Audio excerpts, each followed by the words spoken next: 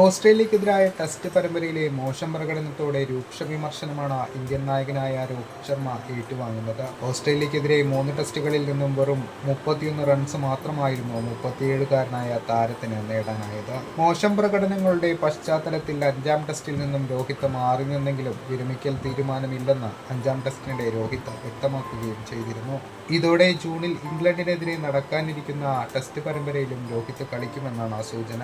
എന്നാൽ ഇംഗ്ലണ്ടിനെതിരായ പരമ്പരയിൽ കളിക്കുക എന്നത് രോഹിത്തിന് വലിയ വെല്ലുവിളിയാകുമെന്നാണ് മുൻ ഓസ്ട്രേലിയൻ താരമായ സൈമൺ കാറ്റിച്ച് വ്യക്തമാക്കുന്നത്.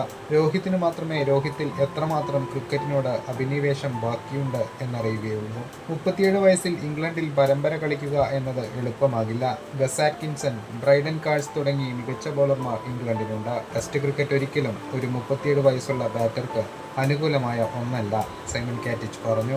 അതേസമയം സിഡ്നി ടെസ്റ്റിന്റെ 2-ാം ദിനത്തിൽ മാധ്യമങ്ങളോട് രോഹിത് നടത്തിയ പ്രതികരണത്തെ പറ്റിയും സൈമൺ കാറ്റിച്ച് അഭിപ്രായം വ്യക്തമാക്കി. വിരമിക്കലിനെ പറ്റിയുള്ള ചോദ്യത്തിന് രോഹിത് പറഞ്ഞത് ഇങ്ങനെയായിരുന്നു: കാര്യങ്ങൾ മാറുമെന്ന ആത്മവിശ്വാസം എനിക്കുണ്ട്.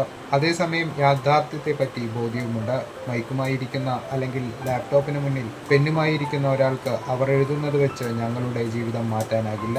ഇതിന് കാറ്റിച്ചിന്റെ പ്രതികരണം ഇങ്ങനെ: ആ അഭിമുഖം ഞാനും കണ്ടിരുന്നു.